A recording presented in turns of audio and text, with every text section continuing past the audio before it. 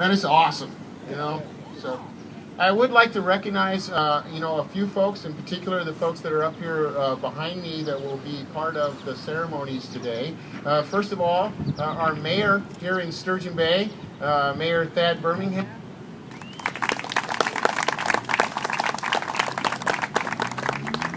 We are honored to have the Chief of Staff of the 9th Coast Guard District. For those of you unfamiliar with Coast Guard organization, a district is a region, in this particular case, the Great Lakes region, all of the Great Lakes, which is responsible for all Coast Guard operations on the Great Lakes.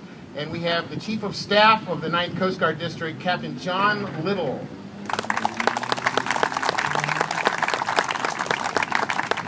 John is the number 2 guy. I mean, there's only one person senior to him, the Admiral, and so very privileged to have him here today for the dedication of this particular Coast Guard themed exhibit. When I was on the Admiral staff, we used to call the position the Chief of Stuff because he's like in charge of absolutely everything. It's yeah. Commander Vasily Tsikas. Vasily, where are you? Over there on the left.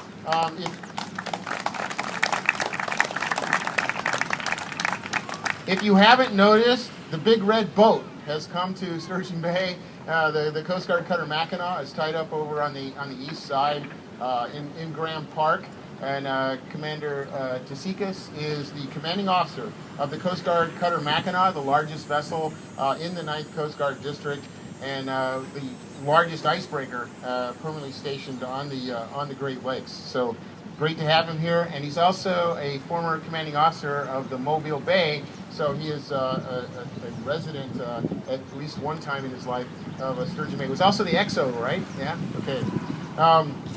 Lieutenant Commander Matt Frazee. Matt, raise your hand over there. Yeah, Matt is the new supervisor. Yep. The new supervisor of the Marine Safety Detachment here in Sturgeon Bay.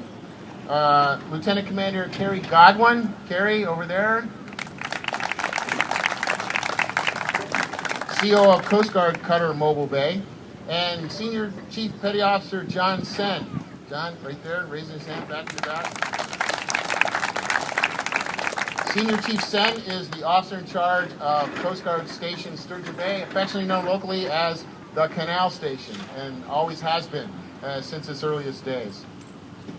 If I could get the guests to please rise, and as well as the folks on the podium. And for those of you out there, if you could kind of do a smart about face and face the United States flag that's flying in front of the Maritime Museum, and we will honor our nation with the playing of its national anthem. Those in uniform, please follow my lead for hand salute. Those who are veterans, you have the option of placing your hand over your heart, which is traditional, or a hand salute, which is appropriate for all military veterans. Hand salute.